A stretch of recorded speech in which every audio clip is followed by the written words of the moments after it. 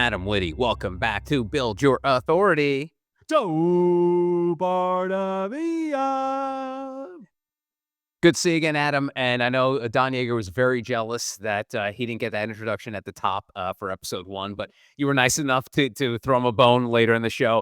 And speaking of the great Don Yeager, we forgot to mention that he's a really good blogger. Like exceptionally, like almost like I'm making a joke out of it. He's like the #1 most read blog on Forbes. Like he's an amazing individual.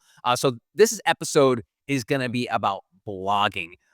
So first of all, if Don is watching us, sorry for not mentioning that, but we had a really deep dive into his books and speaking and stuff like that. But Adam, today it's all about blogging.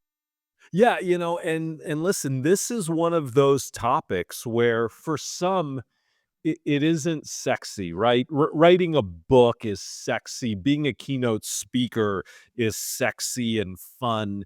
Blogging for some is like, oh, do I have to do that?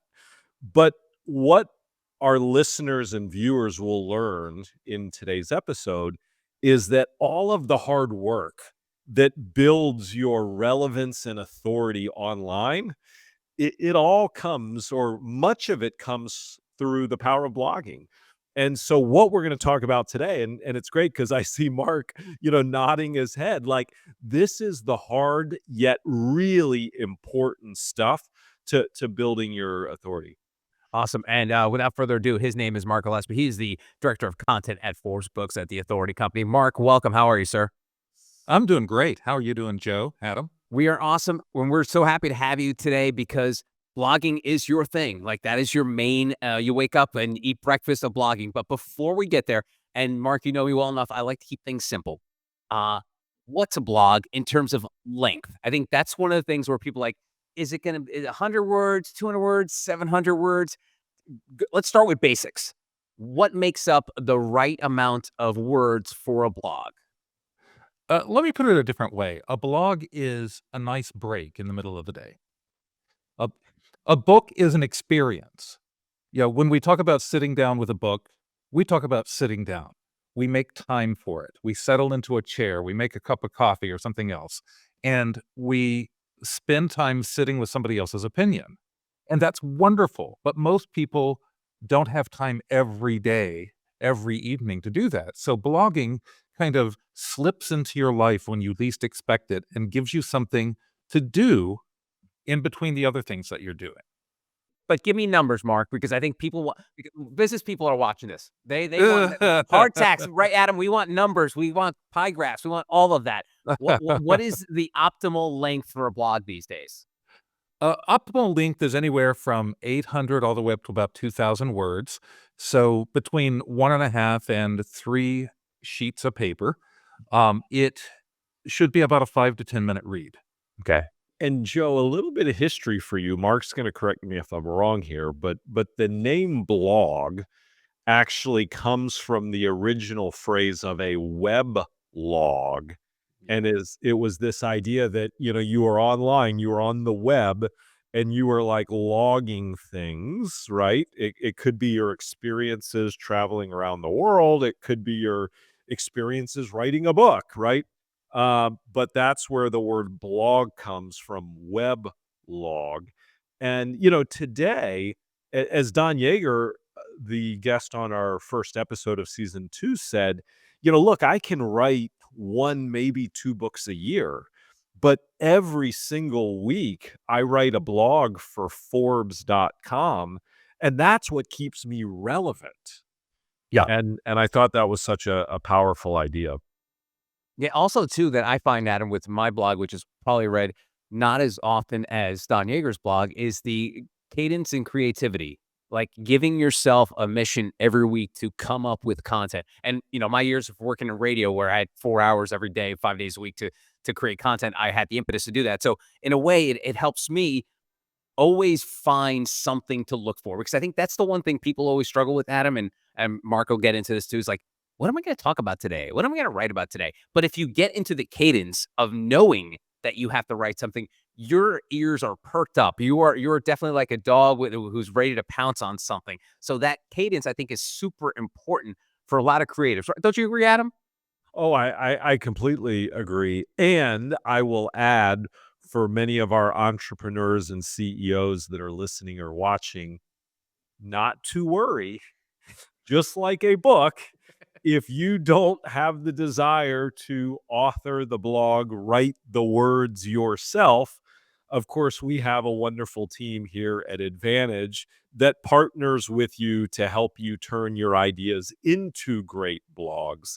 And obviously, that's what Mark and his fabulous team do for so many of our members. But Mark, let's jump in for a start here, and let's start with this idea that you've got an extensive background in journalism yourself, and you've created content most of your professional career.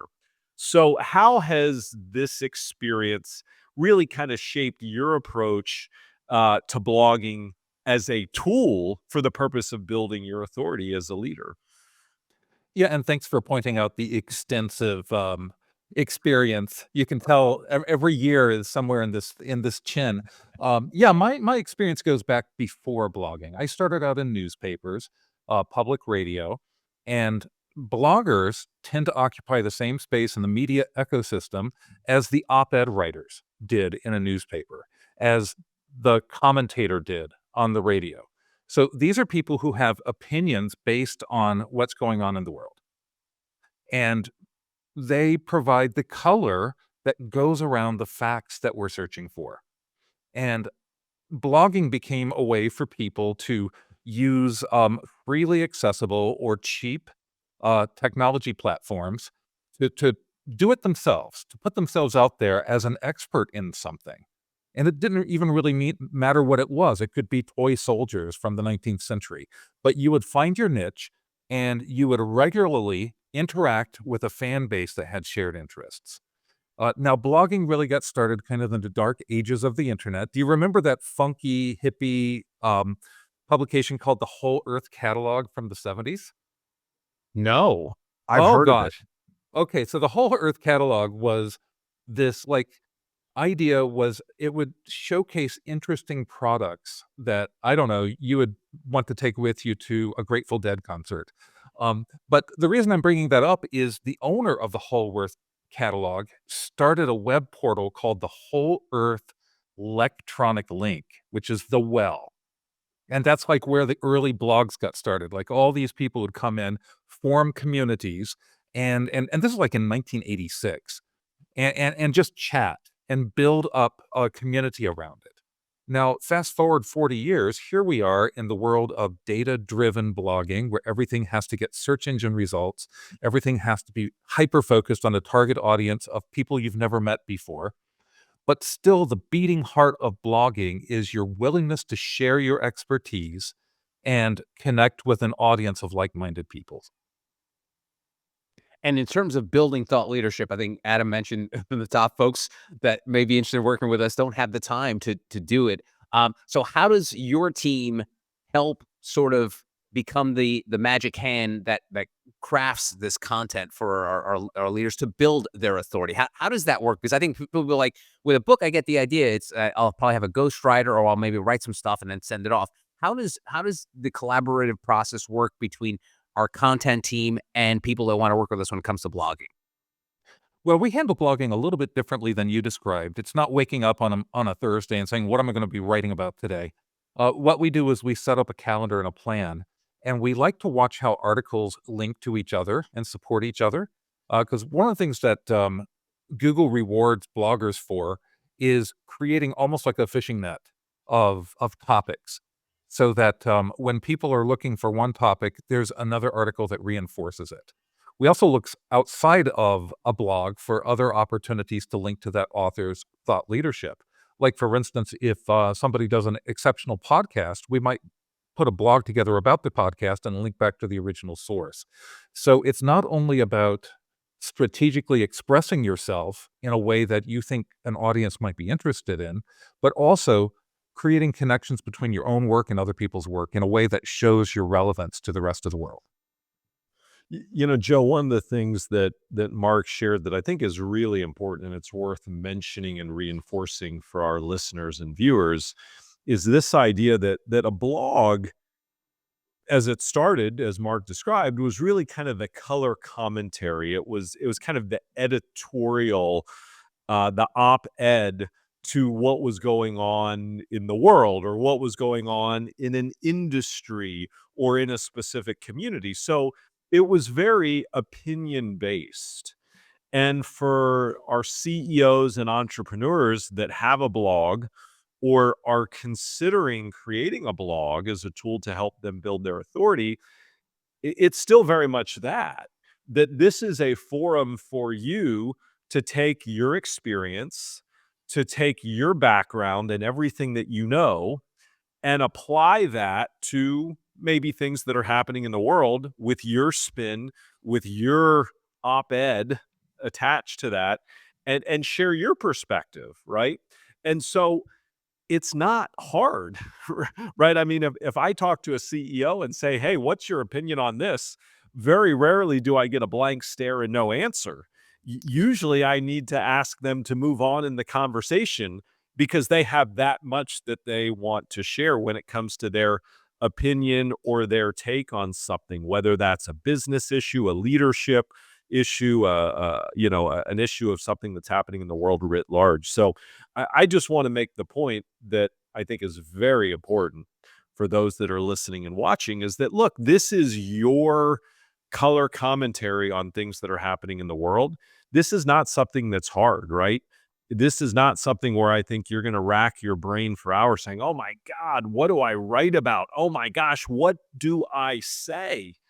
This is you commenting on things that you already have very hardened opinions or views on, or a set of experiences that can dovetail well with a news item or a business item or something that might be happening in your industry.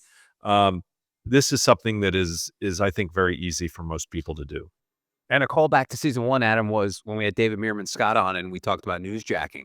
And Yep. in a way, this kind of dovetails perfectly, Mark. So talk about newsjacking and blogs. How can people's opinions, like Adam mentioned, work into trying to comment on the news and when to do it? Unpeel that a little bit for us. Well, it's important to, first of all, keep up with the news, watch it, make sure that you form an opinion that's good about it, not just a reactive opinion, but one based on your framework of thought. And then try to insert yourself in the conversation. So you're posting a blog, you're pushing it out onto LinkedIn, Facebook, other places where people are receiving news headlines. And so your voice becomes part of the broader conversation. It's important to pay attention to making sure that you ethically represent what's going on, make sure that you're talking to both sides, that you're offering something specific and unique. And then when you're doing the newsjacking, you not only get that boost of readership at the beginning, but it also gives you a unique way to bridge back into your own other blog articles. It gives you a way to kind of insert yourself and win followers and then build that audience.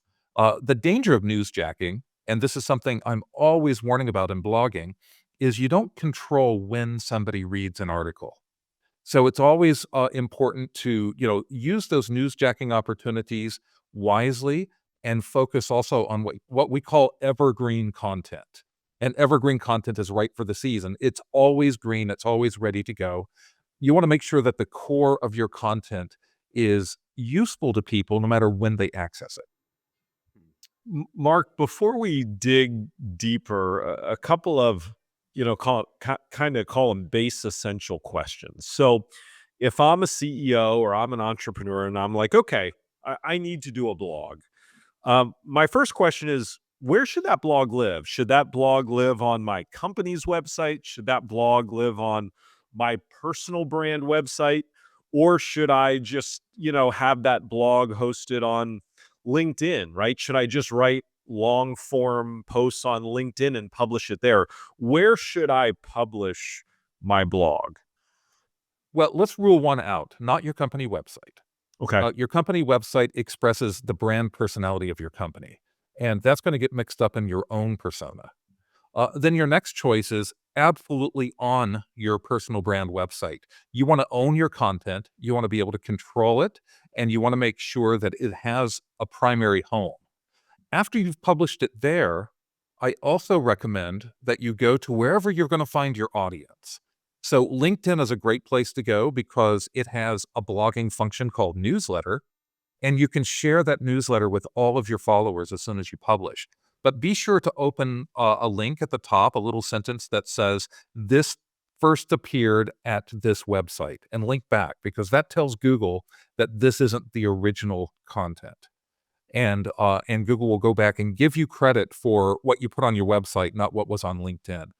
LinkedIn does like it when you can kind of keep people on the property. So when people are on LinkedIn and then they click over to your blog, they can read the whole thing and they don't have to click through a link someplace else.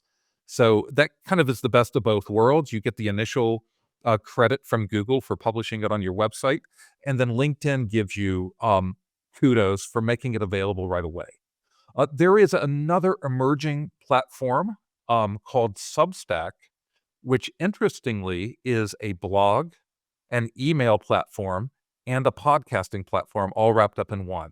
Now, it's a little bit technical, and it's something to just nose around on. LinkedIn is a lot easier, but if you want to kind of investigate the benefits of Substack, that is an emerging platform that's becoming very popular among bloggers. Are there benefits to blogging everywhere? You mentioned Substack. Another one is Medium. You have LinkedIn. You have your website.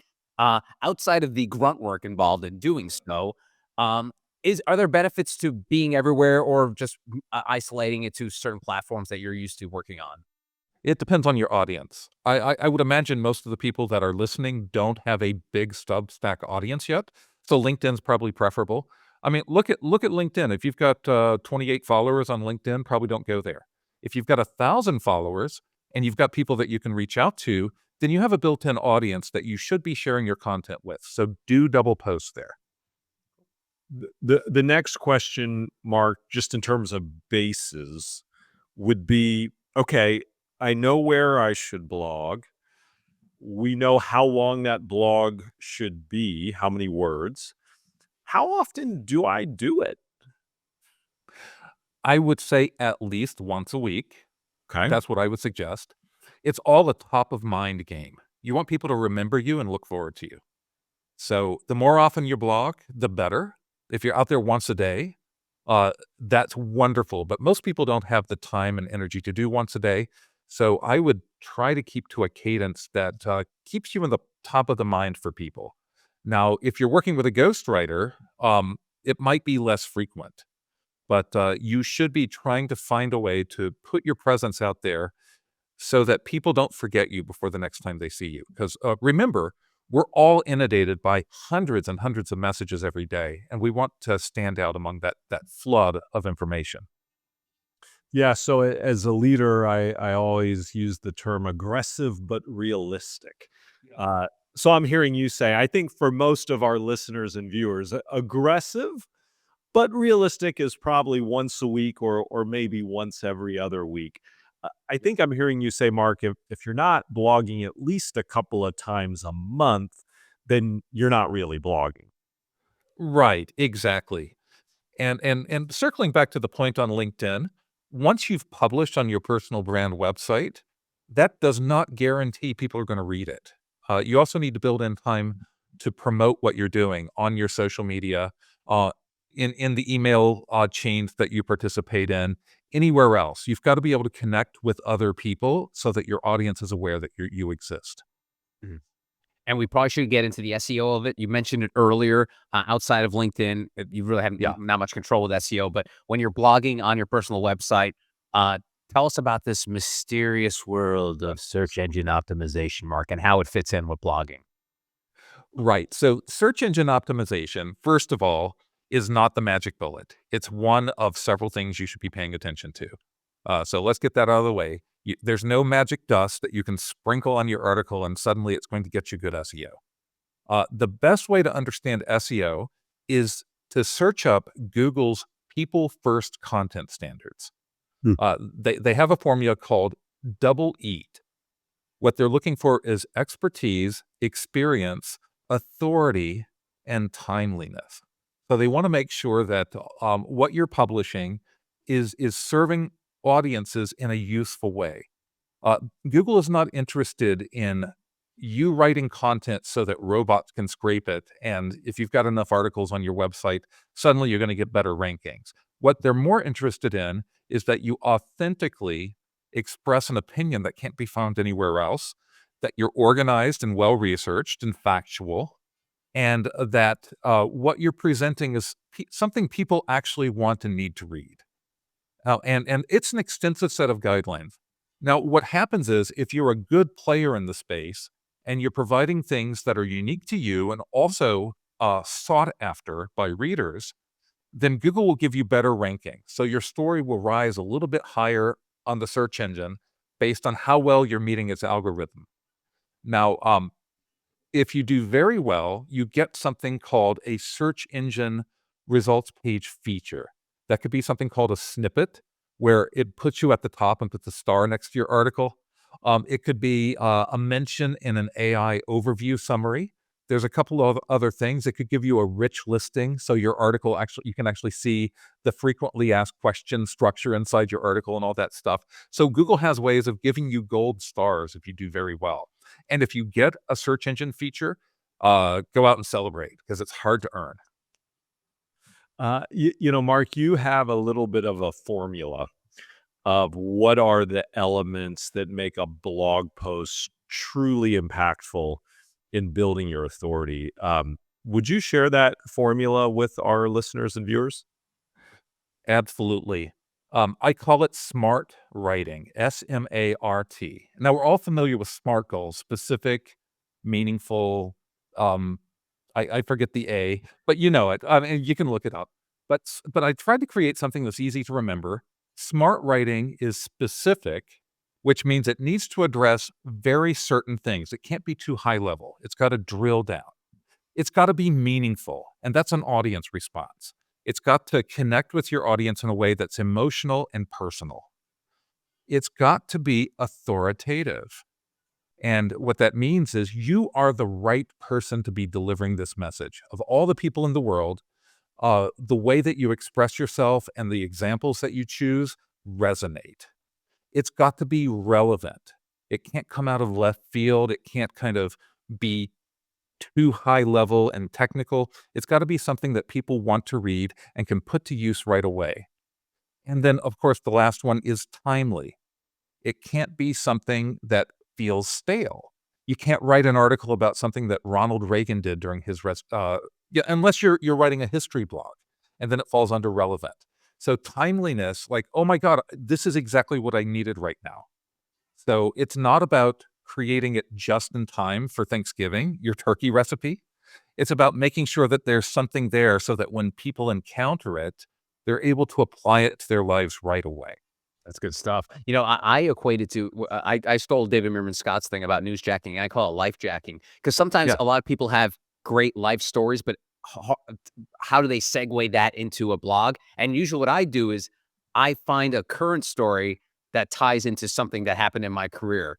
So, for example, recently there was a big Netflix show, Nobody Wants This, and there was this big backstory about the creator of the show had two options when she was pitching the show to Netflix. Either it goes on Netflix with Kristen Bell as the star, or the creator wants to be the star and Netflix doesn't take the show. So she decided to, for the good of the show, to not be the star and let Kristen Bell be in it, and she became the show became a huge hit.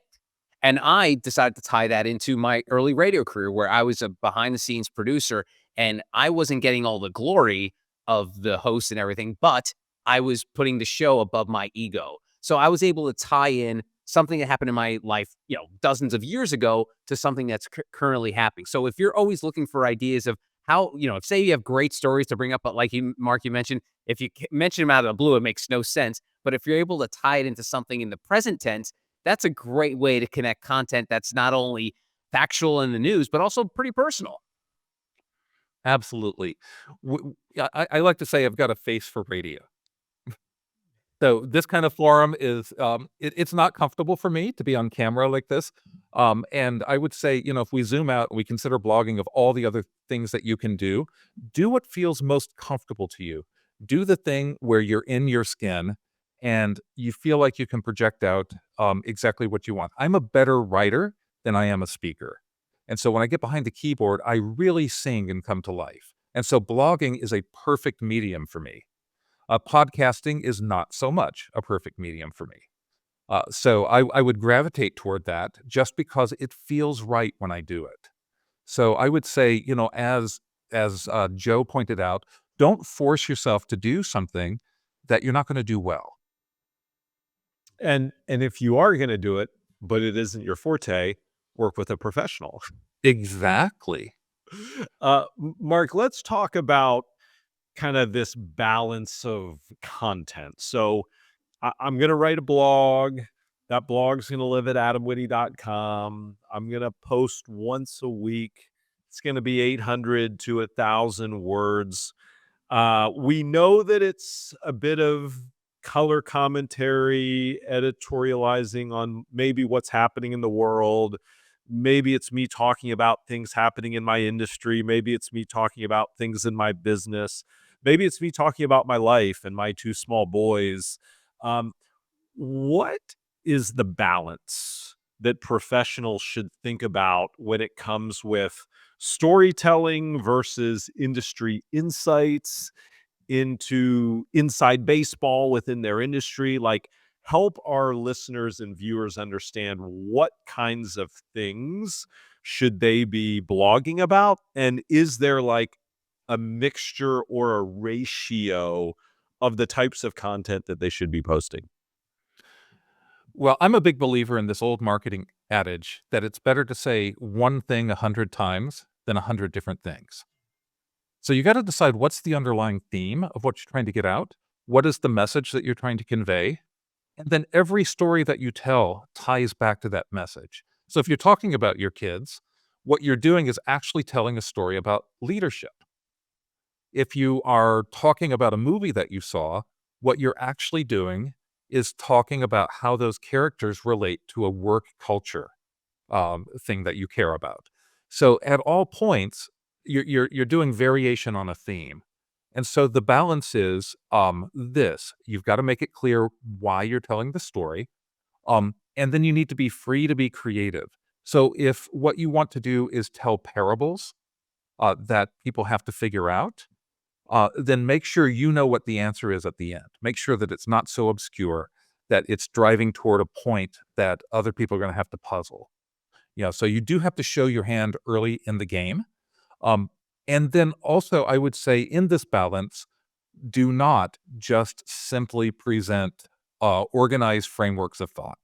The professor mode isn't something that people are necessarily going to respond to right away.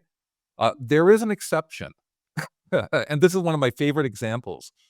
Um, I'm playing around with the idea that there's a difference between content and story. Sometimes people want content and sometimes people want story, and you shouldn't value one over the other. Now, I think that blogging is all about storytelling. I think you need to take an audience on a journey. It's more important that people read to the end than it is for them to click through in the first place. So when somebody comes to your article, you want them to show in Google that nice 3 or 4 minute time on page statistic.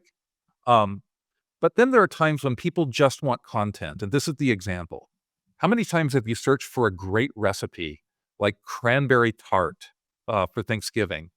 And the first thing you read is an 800-word blog article about grandma. And you're scrolling, you're scrolling past the ads. What you want is not the story. What you want is the content at the end. It's the helpful information right away. So there needs to be a balance, I think, between how helpful you are and organized you are, and how interesting and engaging you are. The anecdotes, the stories, the examples that don't necessarily present themselves up front in the way that SEO dictates that we do. That sounds hard, Mark. It is. It's a balancing act. It's juggling. Cool. And Mark, you often call blogging a anchor content. Yeah. What do you mean by that? Anchor content is an event that you promote. And of the things that our company does, anchor content is podcasting or blogging, and the books, of course. And then the rest of the content that you're producing directs people back to the anchor content. Now, what makes blogging interesting is that it's a nice fixed point in time, and it can derive from other content. So I advise people, for instance, who are doing podcasting and blogging to consider the podcast as the anchor content and the blog as the promotional content. So it's fairly easy to go in and create a more organized version of the podcast. And we're talking about a lot of different things on this podcast.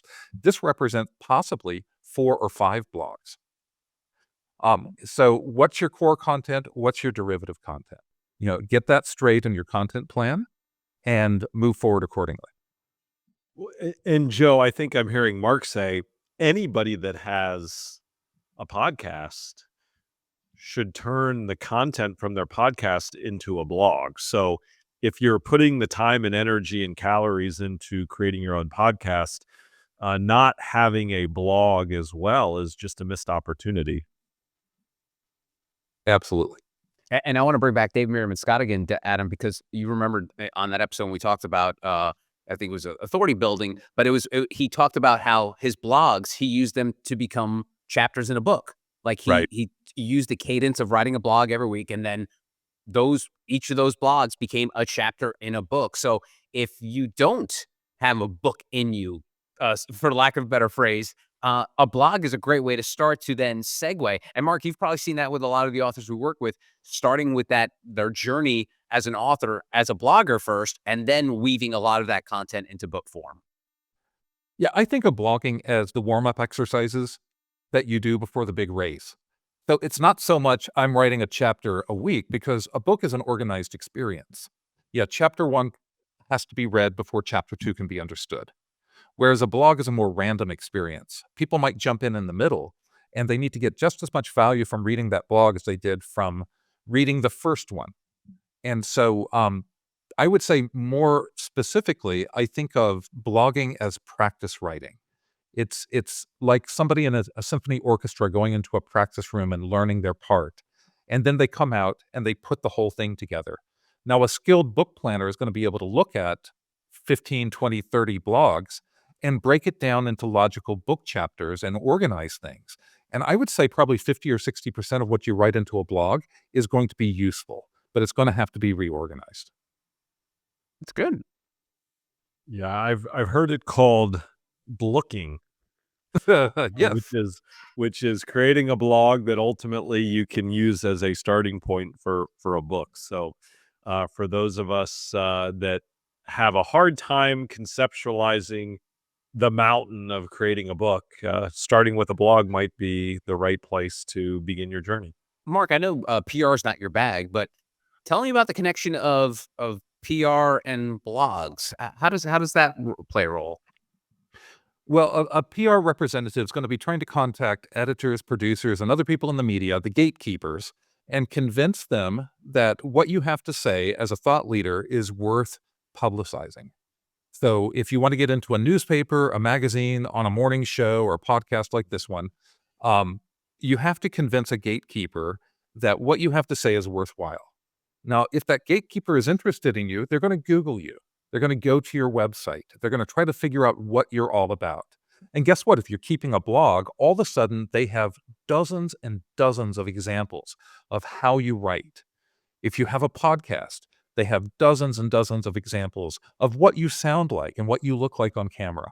So blogging provides personal brand evidence that can support a PR campaign. You know, I just want to reinforce that blogging for many is not sexy. It's kind of like going to the gym, right? If you want to have a great physique, going to the gym at 6 a.m. when it's 30 degrees outside isn't a whole lot of fun. It's not the sexiest thing to do. But if you want to have the beach body come summertime, you've got to put in the work. And I use that analogy because I think blogging is the gym for building authority, right? The best way to build authority is to be relevant online. Everybody knows that the first place that people go when they hear your name is to Google. And they want to find out, who are you? What does this person know? What have they done? And if you go to Google and you're a ghost, you're done. You're through before it's even begun. And so when you create a blog and create good content that's shared online, it creates incredible relevance. It also creates an incredible digital footprint for you online, which fundamentally builds your authority and creates a foundation in which all of these other things can then be stacked upon, whether it's a book or whether it's speaking or whether it's getting that feature public relations opportunity on TV or in a newspaper or magazine. Um, but yeah, blogging is like really foundationally important to building authority. And I don't think I can stress that enough. So, Mark, we'll give you the final word here. Someone who wants to build their authority, they're watching this. They're watching it for a reason because they want to build their authority. What's first steps when it comes to blog? First steps is the plan. What's your core message? What are the 4 or 5 things that you want to express? Who are you trying to talk to? What's your target audience? How are you going to get the word out? Is it through your website? Is it through your LinkedIn? Is it on Substack or someplace else? How do people find you? What is the method that you promote yourself? How do people who you don't know personally become aware of you? And you might need to reference your blog in other places. And then finally, sit down with your calendar, figure out what each topic's going to be every time, have that planned out. How do they link to each other? Don't think of it as a linear stream, but think of it as a concrete plan. What are the 20 or 30 things that you're going to be writing about this year? Put them into a calendar and then hold yourself accountable to that calendar, one after the other. Don't wake up on a Tuesday and say, oh my goodness, I have to write something today, and figure it out. Have a plan in place before you start. Awesome. Mark, if folks wanted to find out more about you, connect with you, where should they start? Thank you for this. You can go to my LinkedIn profile, that Gillespie, and look for my blog, which is called Human Words. Awesome. Mark, thanks so much for the time. Really appreciate it. Thank you so much. Adam, that wraps up episode 2 of Build Your Authority Season 2. So blogging and books so far, we have so much more to get to this season, but what are your takeaways after hearing Mark's words there, like in terms of the idea? I mean, I love the gym metaphor. That's so great. I mean, that's gonna make a great social media clip. I'll break the third wall here. That's definitely good. That's a definite takeaway.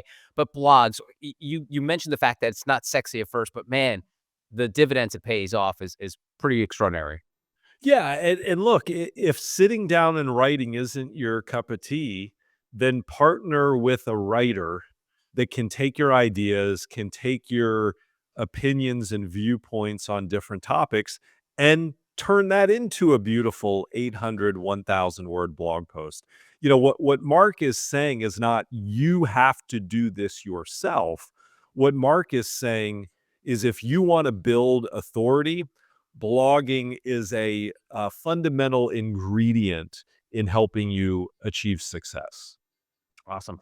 Adam, that'll do it for this week. I will see you next time. Thank you, sir. Over and out.